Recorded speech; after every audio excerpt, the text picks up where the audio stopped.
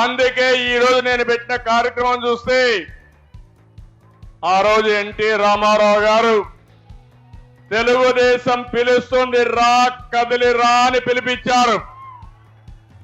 అది ఒక ప్రభంజనమైంది, ఒక ఉద్యమ స్ఫూర్తితో ఇచ్చారు.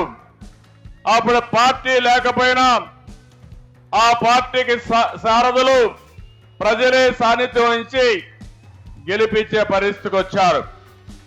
ఈ రోజు నేను మీ అందరి సహకారం అడుగుతున్నాను.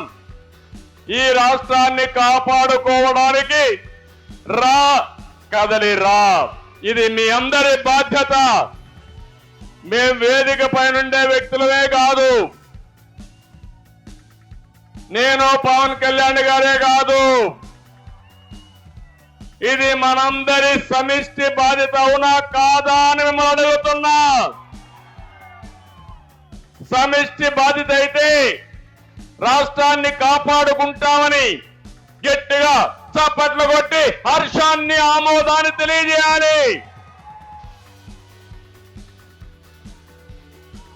ఈ రోజు మనందరం చేసే సంకల్పం తెలుగు జాతి ప్రపంచంలో నెంబర్ 1 గా తయారు కావాలి. అది చేసుకునే సత్తా మనకుంది, తెలివితేటలున్నాయి. కానీ ఈరోజు మన రాష్ట్రంలో మాత్రం ప్రజాస్వామ్యం కూడా లేకుండా ఏదైతే బ్రహ్మాండంగా చైతన్యంతో పోయే తెలుగు జాతి భయపడే పరిస్థితికి వచ్చిందంటే ఈ యొక్క రాక్షస ప్రభుత్వాన్ని ఇంటికి పంపించి మళ్ళీ తెలుగు జాతికి పూర్వ వైభవం తెచ్చుకునే బాధ్యత మనందరిది అని చెప్పి నేను మీకు తెలియజేస్తున్నా.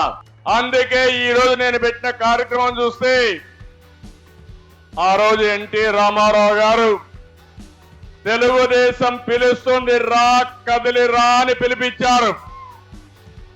అది ఒక ప్రభంజనమైంది, ఒక ఉద్యమ స్ఫూర్తితో ఇచ్చారు. అప్పుడు పార్టీ లేకపోయినా ఆ పార్టీకి సారథులు ప్రజలే సాన్నిధ్యం నుంచి గెలిపించే పరిస్థితికి వచ్చారు. ఈ రోజు నేను మీ అందరి సహకారం అడుగుతున్నాను.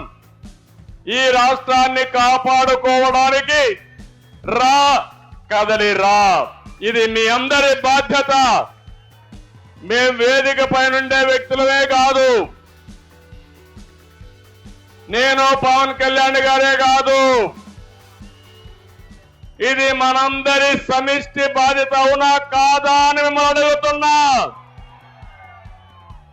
సమిష్టి బాధ్యత అయితే రాష్ట్రాన్ని కాపాడుకుంటామని గట్టిగా చప్పట్లు కొట్టి హర్షాన్ని ఆమోదాన్ని తెలియజేయాలి.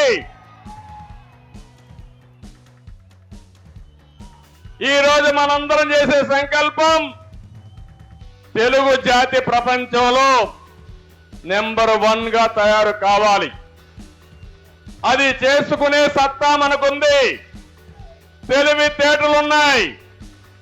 కానీ ఈరోజు మన రాష్ట్రంలో మాత్రం ప్రజాస్వామ్యం కూడా లేకుండా ఏదైతే బ్రహ్మాండంగా చైతన్యంతో పోయే తెలుగు జాతి భయపడే పరిస్థితికి వచ్చిందంటే ఈ యొక్క రాక్షస ప్రభుత్వాన్ని ఇంటికి పంపించి మళ్ళీ తెలుగు జాతికి పూర్వ వైభవం తెచ్చుకునే బాధ్యత మనందరిది అని చెప్పి నేను మీకు తెలియజేస్తున్నా.